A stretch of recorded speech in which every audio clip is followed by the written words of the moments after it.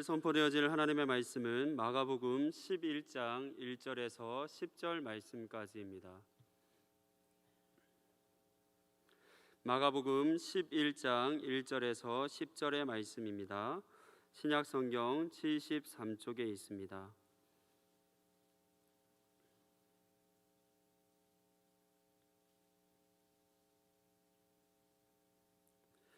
마가복음 11장 1절에서 10절의 말씀을 제가 한 절, 여러분이 한 절 교독하도록 하겠습니다. 그들이 예루살렘에 가까이 와서 감난산 벳바게와 베다니에 이르렀을 때에 예수께서 제자 중 둘을 보내시며 이르시되 너희는 맞은편 마을로 가라. 그리로 들어가면 곧 아직 아무도 타보지 않은 나귀 새끼가 매어 있는 것을 보리니 풀어 끌고 오라. 만일 누가 너희에게 왜 이렇게 하느냐 묻거든 주가 쓰시겠다 하라. 그리하면 즉시 이리로 보내리라 하시니 제자들이 가서 본즉 나귀 새끼가 문 앞 거리에 매여 있는지라. 그것을 보니 거기 서 있는 사람 중 어떤 이들이 이르되 나귀 새끼를 풀어 무엇 하려느냐 하매 제자들이 예수께서 이르신 대로 말하매 이에 허락하는지라. 나귀 새끼를 예수께로 끌고 와서 자기들의 겉옷을 그 위에 얹어 놓음에 예수께서 다시니 많은 사람들은 자기들의 겉옷을 또 다른 이들은 들에서 벤 나뭇가지를 길에 펴며 앞에서 가고 뒤에서 따르는 자들이 소리 지르되 호산나 찬송하리로다. 주의 이름으로 오시는 이여 찬송하리로다. 오는 우리 조상 다윗의 나라여 가장 높은 곳에서 호산나 하더라. 아멘. 앞뒤자분들과 인사하겠습니다. 예수님이 함께 하십니다.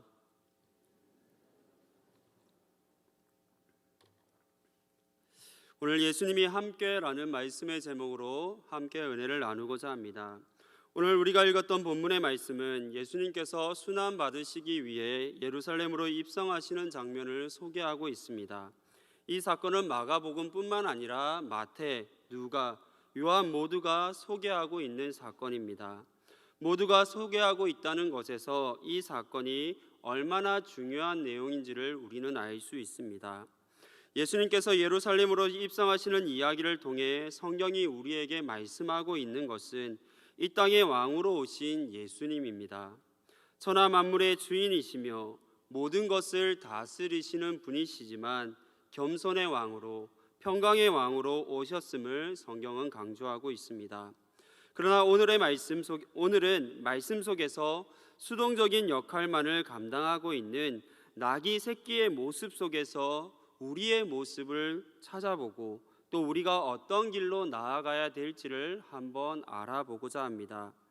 먼저 제가 발음이 좋지 않아 나귀 새끼라고 하면 어감이 조금 안 좋을 것 같아서 나귀 새끼라고 하기보다는 어린 나귀라고 표현하겠습니다. 이 부분을 조금 이해해 주시기 바랍니다. 어린 나귀의 모습 속에서 발견할 수 있는 우리의 모습은 작고 미숙한 모습입니다. 2절의 말씀을 함께 보겠습니다. 이르시되 너희는 맞은편 마을로 가라. 그리로 들어가면 아직 아무도 타보지 않은 나귀 새끼가 매어 있는 것을 보리니 풀어 끌고 오라. 아멘. 예수님은 예루살렘에 가까운 벳바게와 베다니에 이르게 되었을 때에 제자들을 보내며 매여 있는 어린 나귀를 끌고 올 것을 명령합니다. 우리말 성경에 어린 나귀로 번역되어져 있지만 일반적으로는 당나귀뿐만 아니라 말이나 낙타 등 동물의 어린 것들을 가리킬 때에 이 단어를 사용합니다. 또한 비유적으로 사용할 때는 동물을 말하지 아니하고 어린 소녀를 가리킬 때도 사용되는 단어입니다. 동물의 어린 것이든 비유적으로 소녀를 가리키는 것이든 특징적인 것은 어리다라는 것입니다. 어리다는 단어에는 작고 여리다, 미숙한 부분이 많다라는 뜻을 포함하고 있습니다. 대부분의 동물들은 태어나자마자 얼마 지나지 않으면 스스로 걸을 수 있습니다. 그리고 사람과는 다르게 몇 달이 지나게 되면 겉으로 드러나는 모습은 어미와 그 어린 동물을 구분하기가 어려울 정도로 비슷하게 성장하게 됩니다. 이렇게 빠르게 성장하는 동물이라 할지라도 어린 동물일 때는 여리고 미숙합니다. 그래서 이 시기에는 천적들로부터 쉽게 공격받을 수 있고 또 그렇게 죽을 수도 있는 시기입니다. 여리고 미숙하기 때문에 살아가는 지혜를 어른들로부터 배워야만 되는 시기입니다. 누군가의 도움이 꼭 필요한 시기라는 것입니다. 사람도 마찬가지입니다. 아무리 똑똑하고 뛰어난 어린아이라 할지라도 어른의 눈에는 어린아이일 뿐입니다. 아직은 여리고 미숙한 것이 너무나 많습니다. 아이들 스스로는 이렇게 말합니다. 나는 이제 어른에 준합니다. 어른처럼 생각하고 말하고 행동할 수 있습니다 라고 아이들은 강조합니다. 하지만 어른들의 눈에 보면 여전히 아이는 아이일 뿐입니다. 여전히 작고 여리고 미숙한 것이 어린 아이들입니다. 이와 같이 하나님의 시선에서도 우리들은 작고 연약한 존재일 뿐입니다. 사사시대의 가장 큰 특징은 각자 소견에 옳은 대로 행동하는 것입니다. 내가 원하고 내가 바라고 내가 하고 싶은 행동들을 다 하는 것이 사사시대의 특징이었습니다. 그런데 그런 행동을 하는 사사시대의 사람들이 계속해서 끊이지 않고 요구했던 것이 있습니다. 그것이 무엇이냐면 우리를 다스릴 수 있는 왕을 우리에게 주십시오입니다. 자기의 요구대로 자기가 하고 싶은 대로 모든 것을 하면서도 우리를 다스릴 수 있는 왕이 필요하다라고 그렇게 계속해서 하나님께 요구합니다.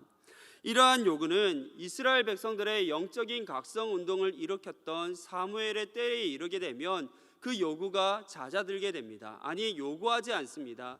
사무엘의 그 영적 각성에 따라서 그들이 하나님을 바라보고 하나님을 향한 열심으로 그렇게 믿음의 삶을 살아가게 됩니다. 그러나 사무엘이 늙고 사무엘의 아들들이 사무엘과 같지 않은 모습으로 그들을 이끄는 모습을 보게 되었을 때에 다시금 사무엘을 찾아가게 되고 우리에게 왕을 주십시오. 우리를 다스릴 수 있는 이방의 나라들처럼 우리를 다스릴 수 있는 왕이 필요합니다라고 사무엘에게 왕을 요구하게 됩니다. 사무엘은 이 요구를 받아들이지 않지만 하나님은 그들의 요구를 받아주라 말씀하십니다. 그리고 그들을 위해 세워진 인물이 바로 사울왕입니다. 사울은 자신이 왕으로 세워질 것을 알지 못한 채 아버지의 잃어버린 암나귀를 찾기 위해 이곳저곳을 떠돌아다닙니다. 그리고 찾지 못하고 마지막에 이르게 되었을 때에 하나님의 사람을 찾아가 한번 물어보자라고 하고는 사무엘을 찾아가게 됩니다. 아무것도 모르고 사무엘을 찾아갔지만 사무엘은 그 자리에서 너를 이스라엘의 왕으로 세우겠다라고 말씀해 줍니다. 자신이 왕으로 선택받았다는 것을 듣게 됩니다. 그때 사울왕의 반응이 무엇입니까? 사무엘상 9장 21절에 보면 사울이 대답하여 이르되 나는 이스라엘 지파의 가장 작은 지파 베냐민 사람이 아니니까 또 나의 가족은 베냐민 지파 모든 가족 중에 가장 미약하지 아니하니까 당신이 어찌하여 내게 이같이 말씀하시니까 하니라고 말씀합니다. 사울이 말하고 있는 것은 내가 속한 지파는 12지파 중에 가장 미약한 가장 작은 지파입니다.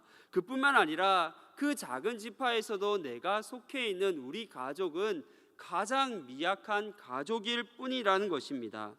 나는 작고 여립니다. 나는 미숙합니다 라는 것을 말하고 있습니다.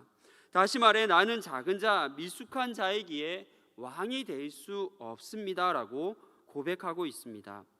우리는 어린 나귀와 같이 나의 힘과 능력으로 모든 것을 감당할 수 없는 연약한 존재들입니다. 도움이 필요한 존재들입니다. 그렇기에 하나님의 도움을 기대하며 살아가야 되는 자들입니다. 우리는 하나님 앞에 너무나 연약합니다. 그러나 우리는 연약함을 잘 인정하지 않습니다. 많은 사람들이 허세를 가지고 있다라고 말합니다. 허세 중에는 강한 척을 하는 모습도 포함되어져 있습니다. 허세를 부리거나 강한 척을 한다는 것은 자기 내면의 연약함을 감추기 위한 방편일 뿐입니다. 우리의 연약함을 허세로 감추기보다 드러내고 하나님의 도움을 구해야 될 줄 믿습니다. 우리는 예측할 수 없는 코로나19라는 바이러스로 인해 인간이 얼마나 연약한 존재임을 다시 한번 깨닫게 됩니다. 전 세계적으로 발생하고 있는 바이러스 앞에 속수무책으로 무너지고 있습니다. 오늘도 수많은 사람들이 발병을 했고 그 가운데 수많은 사람들이 죽음에 이르게 되었다라는 기사를 접하고 있습니다.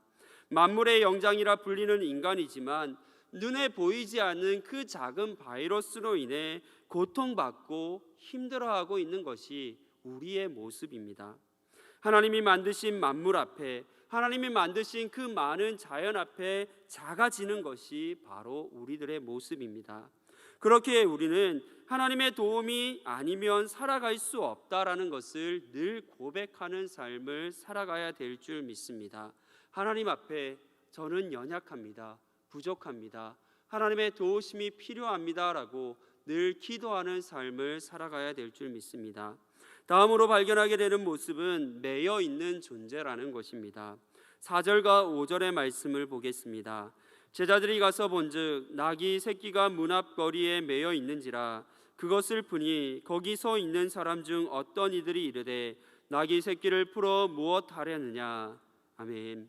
제자들은 예수님의 말씀에 순종하여 나아갑니다. 그리고 그곳에서 어린 나귀가 문 앞 거리에 매여 있는 것을 보게 됩니다. 그러나 그것을 풀게 되었을 때 거기 있는 사람 중 하나로부터 제재를 받게 됩니다.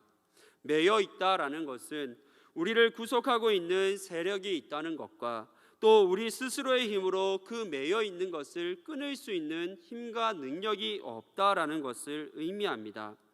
저의 첫 목회지는 금산군 진산면 교촌 1리에 있는 교촌교회였습니다. 마을이 한 40호 정도 되는, 실제적으로는 제가 봤을 때 한 30호 정도만 살고 있는 아주 작은 시골 마을이었습니다. 그곳에 가정에서 직접 소를 키우고 있는 가정이 한 2가정 정도가 있었습니다. 그리고 한 요맘때가 되면 밭을 갈 때가 되고 논을 갈 때가 되면 소의 쟁기를 직접 쟁기를 연결해서 소를 통해서 밭을 갈고 논을 가는 모습들을 자주 보곤 했습니다.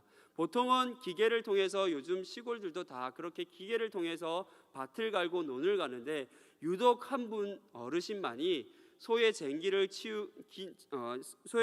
지우고 소를 통해서 밭을 가는 것을 보여주셨습니다. 그렇게 사람보다 무게도 더 많이 나가고 덩치도 큰 소가 사람의 손에 이끌려 밭을 갈 수 있는 것, 논을 갈 수 있는 것은 소에게 콧뚜레를 해 두었기 때문입니다. 콧뚜레 하나로 인해 소는 주인의 손에 따라 움직이게 되고 또 주인에게 구속을 받게 됩니다. 그렇게 힘이 세고 또 어찌 보면 사람을 힘으로 제압할 수 있는 소가 자신의 힘으로 그것을 하지 못하는 것은 콧뚜레가 있기 때문입니다.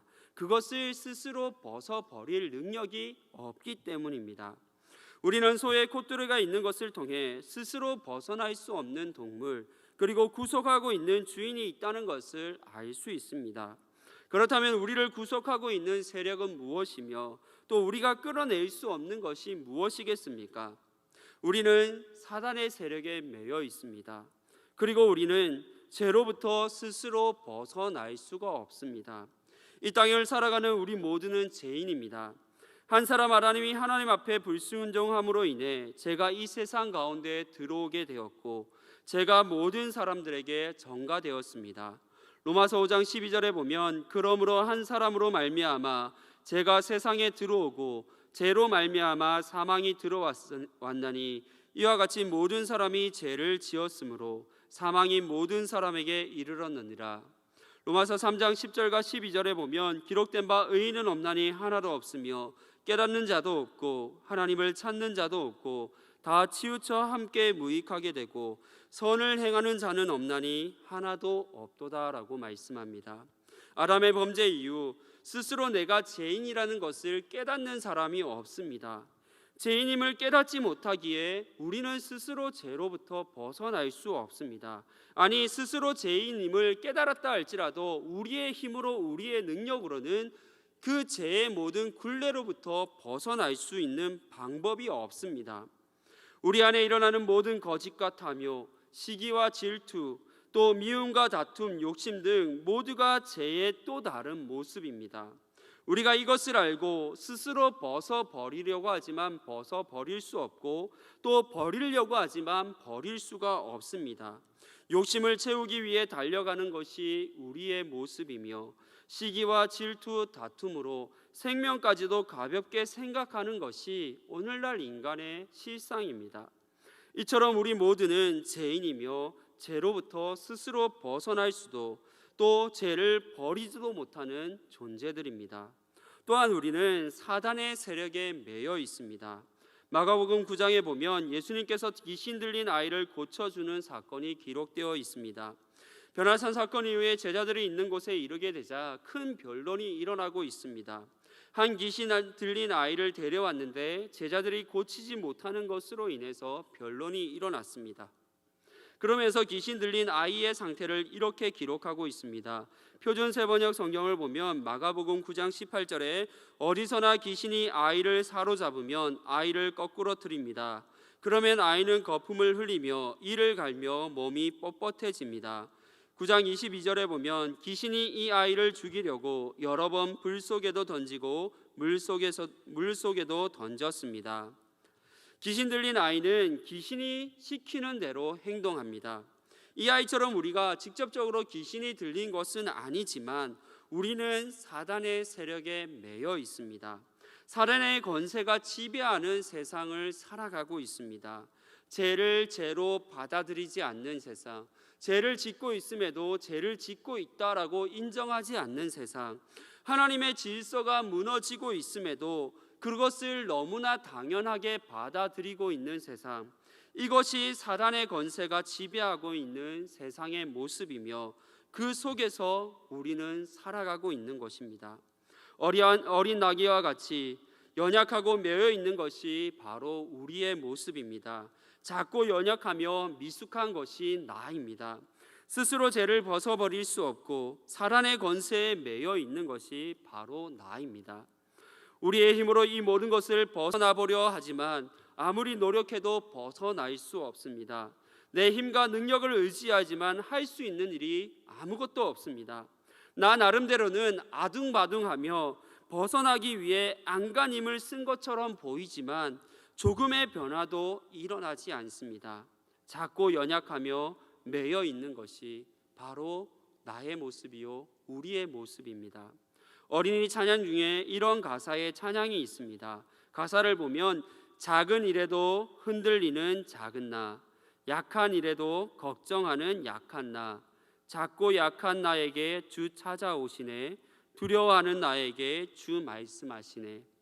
작은 일에도 흔들리는 작은 나, 약한 일에도 걱정하는 나에게 주님께서 찾아와서 말씀해 주고 있습니다. 주님께서 나를 찾아와 나에게 직접적으로 주님의 음성을 들려주십니다. 무엇입니까? 3절과 6절입니다. 만일 누가 너희에게 왜 이렇게 하느냐 묻거든 주가 쓰시겠다 하라. 그리하면 적시 이리로 보내리라 하시니 제자들이 예수께서 이르신 대로 말하매 이에 허락하는지라. 주가 쓰시겠다. 예수님께서 우리에게 찾아오셔서 말씀하시는 것이 주가 쓰시겠다. 내가 너를 사용하겠다라고 말씀하십니다. 예수님의 이 한마디가 우리의 삶을 변화시킵니다. 예수님의 이 한마디가 우리의 삶을 새롭게 하십니다. 나 스스로 끊을 수 없던 죄의 문제, 벗어날 수 없었던 사단의 문제, 작고 미숙한 우리의 모습까지도 예수님의 이 한마디면 모든 것이 해결되어집니다. 누가복음 5장에서 베드로는 밤이 새도록 물고기를 잡기 위해 노력하지만 허탕을 칩니다. 그런 베드로에게 예수님이 찾아오셨고 배를 띄우고 오른쪽에 그물을 던져보라고 말씀하십니다. 그리고 베드로는 내가 밤새도록 수고했지만 결과가 없었지만 그래도 주께서 말씀하시니 내가 순종하겠습니다. 던져보겠습니다 라고 그물을 던지게 됩니다. 그때에 그물이 찢어질 만큼 많은 물고기를 잡아 올리게 됩니다. 그리고 베드로는 배에서 내려 예수님 앞에 무릎 꿇고 예수님 저는 죄인입니다. 저를 떠나 주십시오라고 고백합니다. 그리고 예수님은 그렇게 고백하는 베드로를 사람을 낚는 어부로 삼으시고 그의 제자로 삼아 주십니다. 그를 사람을 낚는 어부로 사용하십니다. 죄인인 우리의 삶을, 미숙하고 연약한 우리의 삶을 변화시키시는 분은 예수님밖에 없습니다. 예수님만이 우리를 지금의 모습에서, 제약된 모습, 매여 있는 모습, 연약하고 부족한 모습에서 건지실 수 있는 유일한 분이십니다. 예수님이 오늘 나를 부르고 있습니다. 예수님이 나를 사용하시고자 할 때에 우리를 맡고 있는 모든 권세는 굴복될 수밖에 없습니다. 그렇다면 왜 예수님이 쓰시겠다라고 말씀하실 때에 죄와 사단의 권세가 끊어지게 되는 것입니까? 예수님의 명령을 누구도 거역할 수 없는 것입니까? 이유는 간단합니다. 예수님이 진짜 나의 삶의 주인이시기 때문입니다. 우리가 매여 있는 동안에는 진짜 주인이 누구인지를 우리는 알지 못했습니다. 정확히 말하면 우리를 묶어두고 있는 죄와 사단의 세력을 주인으로 알고 있었습니다. 그래서 사단이 우리를 속박하기 위해 우리에게 강요하는 것, 우리에게 계속해서 알려주고 있는 그 모든 건강과 물질과 명예와 권력에 대한 욕심들, 그 모든 것들이 당연한 것으로 받아들였고 그것을 주인으로 섬기고 생각하고 그 명령에 순종하는 삶을 살아왔습니다.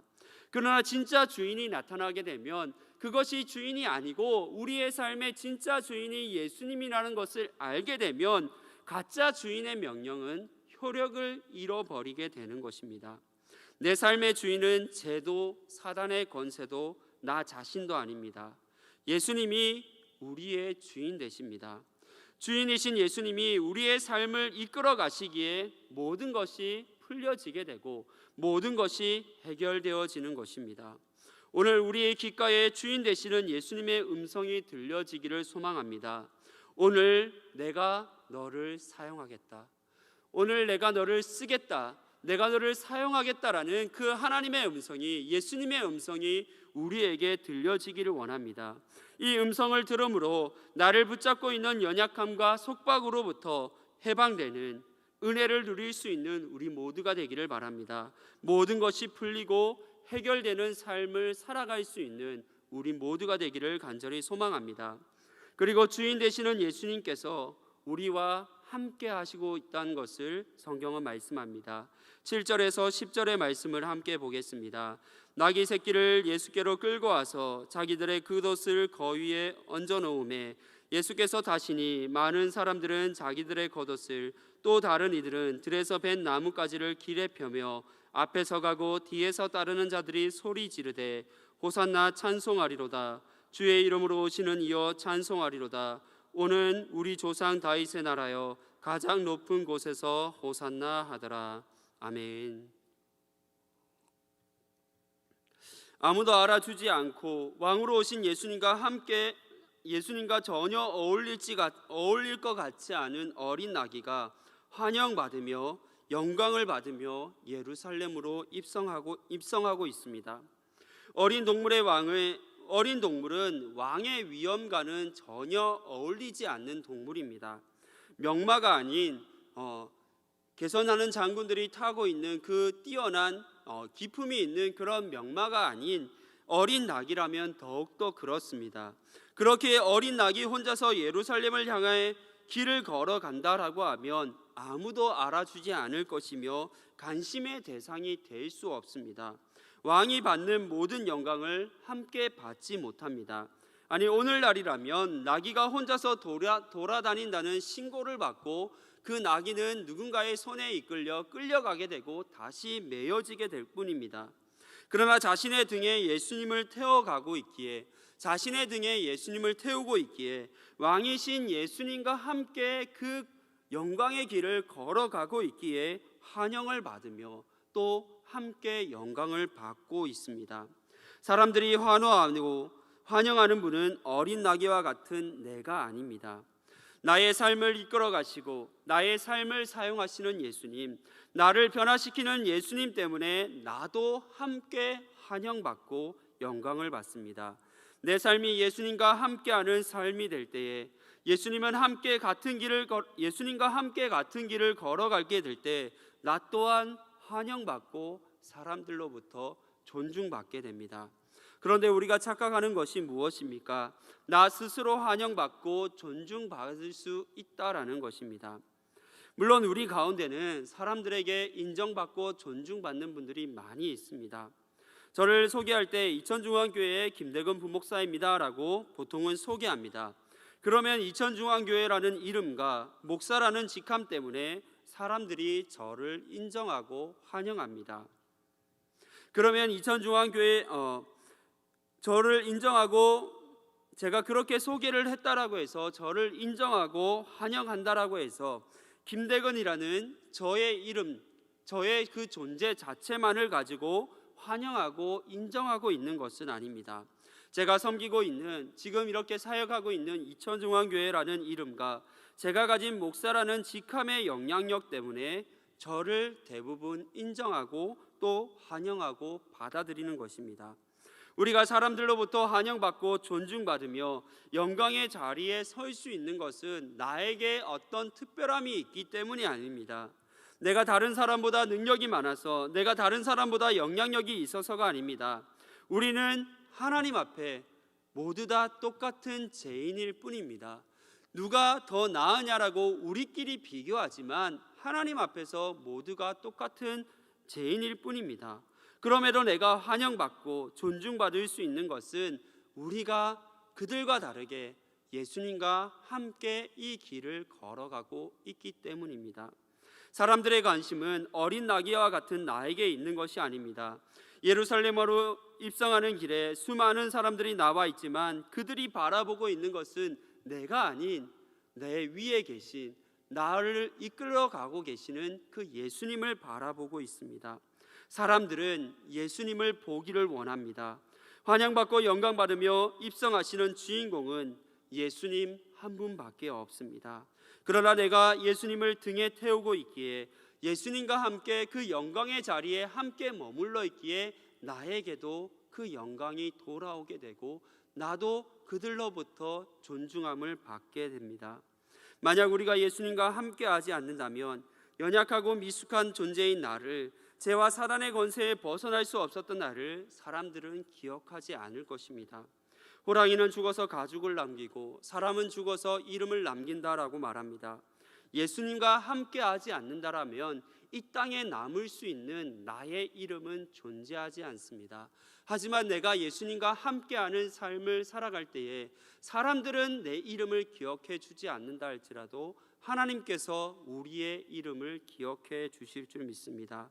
그렇게 오늘 예수님과 함께 걸어가는 믿음의 성도들이 될 수 있기를 소망합니다. 한 가지 더 우리가 기억할 것은 예수님과 함께 걸어가는 길에는 영광만 있는 것이 아닙니다. 예수님과 함께 걸어가는 길에는 고통도 고난도 함께 찾아온다는 것을 우리는 기억해야 됩니다. 히브리서 12장 6절에 보면 주께서 그 사랑하시는 자를 징계하시고 그가 받으시는 아들마다 채찍질하심이라 하였으니, 12장 11절에 봐도 무릇 징계가 당시에는 즐거워 보이지 않고 슬퍼 보이나 후에 그로 말미암아 연단받는 자들은 의와 평강의 열매를 맺느니라. 아멘. 성경은 분명하게 말씀합니다. 주께서 사랑하시는 자를 징계하신다. 자녀로 인정받는 자들을 채찍질하신다. 평범한 삶을 살았던 12명의 사람들이 예수님의 제자로 부르심을 받고 예수님과 함께 걸어갔던 길은 분명 행복한 길입니다. 영광스러운 길입니다. 하지만 그 길이 그 길에 행복과 영광만 있었던 것은 아닙니다. 우리가 말로 다 헤아릴 수 없는, 우리가 다 성경의 말씀을 읽음으로 다 이해할 수 없는 수많은 아픔과 고통과 괴로움이 있는 길이었습니다. 사도 바울의 삶도 동일합니다. 다메섹에서 예수님을 만난 이후 그는 자신의 삶을, 내 삶은 예수님과 함께 했기에 기쁨의 길이었다라고, 기쁨의 삶이었다라고 분명하게 고백하지만 그가 겪었던 모든 일에는 고통과 아픔이 늘 함께였습니다. 징계가 있는 삶이었습니다. 그러나 걱정하지 말 것은 징계 후에 의와 평강의 열매가 반드시 있다는 사실을 기억하시기 바랍니다. 오늘 우리의 삶에 징계가 있다면 곧 영광이 있다라는 증거입니다. 혹 내가 영광의 삶을 살아가고 있다라고 하면 곧 징계가 있을 수도 있습니다. 그렇게 우리는 징계 속에서도 영광 속에서도 언제나 예수님과 함께 걸어가는 믿음의 삶을 살아가야 될 줄 믿습니다.